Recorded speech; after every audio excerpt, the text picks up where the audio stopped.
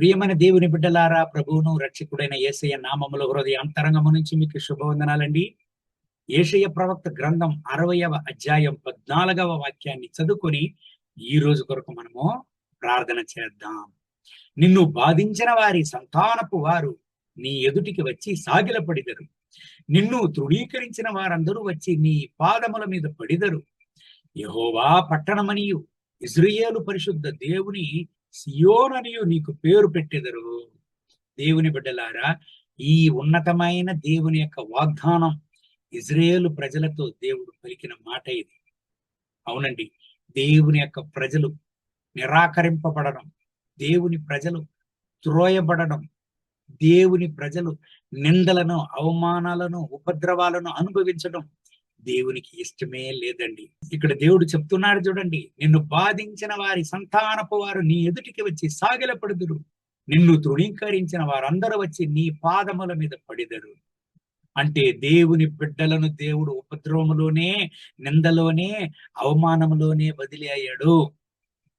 నింద నుంచి పైకి ఎత్తుతాడాయన, ఉపద్రవాల నుంచి లేవనెత్తుతాడాయన, విడుదల చేస్తాడాయన.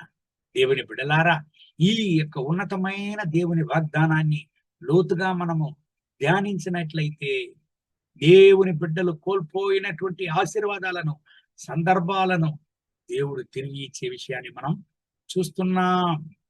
రెండవదిగా, దేవుని యొక్క బిడ్డలు వాళ్ళ యొక్క ఆశీర్వాదాలను సొంతం చేసుకొనడాన్ని ఇక్కడ చూస్తున్నాం. మూడవదిగా, పరలోకపు తండ్రి దేవుని యొక్క బిడ్డల జీవితంలో క్రియ చేస్తాడు. నాలుగవదిగా, దేవుని బిడ్డల యొక్క ఆత్మీయ జీవితం ఇక్కడ మార్చబడేది మనం చూస్తున్నాం. ఐదవదిగా, దేవుని వాగ్దానం నెరవేరేది మనం చూస్తున్నాం. ఈ ఉదయకాల సమయంలో ఈ దేవుని వాగ్దానాన్ని వింటున్న ప్రియమైన దేవుని బిడ్డ, నీ ఆశీర్వాదాన్ని దేవుడు నీకు తిరిగి ఇస్తాడు. అంత మాత్రం కాదు, నువ్వు స్వతంత్రించుకోవలసినటువంటి ఘనతను, ఆశీర్వాదాన్ని, భవిష్యత్తును నువ్వు సొంతం చేసుకుంటావు. పరలోకపు తండ్రి నీ కొరకే క్రియ చేయను. నీ జీవితం మారును. నీ జీవితాన్ని దేవుడు మంచి రీతిలో నడుపును. నీ జీవితాన్ని ఆశీర్వదించను. ఐదవదిగా, నీకిచ్చినటువంటి దేవుని యొక్క వాగ్దానం ఏనాటికి వ్యర్థము కాదండి. నీ జీవితంలో నెరవేరే తీరుతుంది. ఈ ఉదయకాల సమయంలో కన్నీటితో ఉన్నారా? వేదనతోనున్నారా? బాధతోనున్నారా? చోలిపోకండి, ధైర్యాన్ని కోల్పోకండి. మిమ్మల్ని పిలిచిన దేవుడు నమ్మదగిన వాడు.